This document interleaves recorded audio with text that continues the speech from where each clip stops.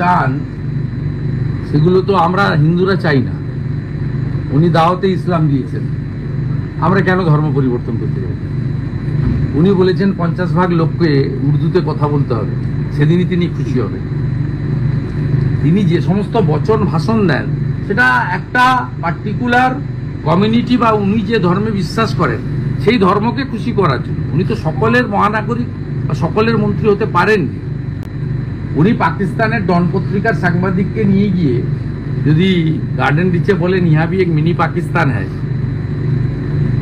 এগুলো তো মোটেই সুখকর কথা নয়। তাই উনি স্বপ্ন দেখতে থাকুন। স্বপ্ন অরবিন্দ কেজরিওয়ালও দেখতো, 27 বছর লেগেছে যেতে। উদ্ধব ঠাকরে তো শপথ গ্রহণ করবে বলে কবে করবে কিভাবে করবে তার জামা কাপড়ও কেনা হয়ে গেছে। সেগুলো সব সফল হয় না। আমি এখানকার পশ্চিমবঙ্গের জনগণকে বলবো, যারা রাষ্ট্রবাদী, যারা চান সনাতনীদের হিন্দুদের উপর অত্যাচার বন্ধ হোক, যারা চান ভারতবর্ষের সংবিধান অনুযায়ী সরকার চলুক, যারা চান সরকারের দু চোখ খোলা থাকবে, উত্তরপ্রদেশে যেমন সবাই ধর্ম পালনের অধিকার পাচ্ছে, এখানেও পাবে শৃঙ্খলার মধ্যে, নিয়মের মধ্যে, এবং অপরের ক্ষতি না করে, অন্য লোককে উত্তপ্ত না করে। যেটা স্বামী বিবেকানন্দ বলে গেছে, নিজ ধর্মে আস্থা রাখো, অপর ধর্মে শ্রদ্ধা করো।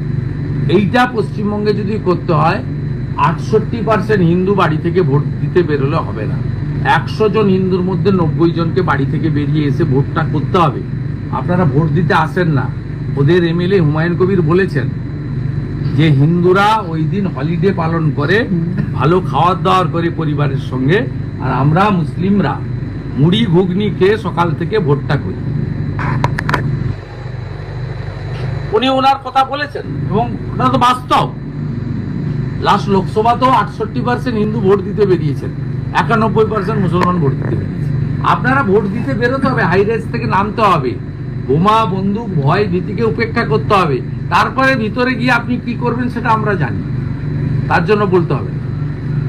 আপনি ভোট কেন্দ্রে গেলে, ইভিএম এর কাজ অবধি গেলে, আপনি, আমার বিশ্বাস, নরেন্দ্র মোদী ছাড়া কারোর কথা আপনার মাথায় আসবে না। দেশ থাকলে, এরকম শক্তিশালী প্রধানমন্ত্রী থাকলে আমরা সবাই আসবো।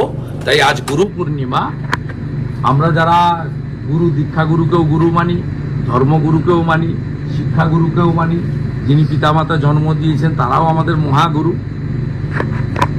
তাই আজকের দিনে গুরুদেরকে প্রণাম করা আমাদের কর্তব্য। আমি 10 জন মহারাজকে, স্বপন দাশগুপ্ত আমার সাথে ছিলেন শিক্ষাবিদ, খোলা হওয়ার কার্যালয়ে ওনাদের আমন্ত্রণ করেছিলাম, প্রণাম করলাম এবং সামান্য অর্ঘ্য দিলাম। এটা আমাদের কর্তব্য। দলে ধর্মঘটে ধরুন আমরা বিরোধী, আমি ওই ইস্যুর মধ্যে যাব না, কিন্তু প্রকাশ্য রাস্তায় একজন রাজনৈতিক কর্মীকে চড় মারাকে সমর্থন করি না। ওই পুলিশকে সাসপেন্ড করা উচিত। নতুন নতুন আপডেট পেতে সাবস্ক্রাইব করুন নিউজ আপ ডেইলি।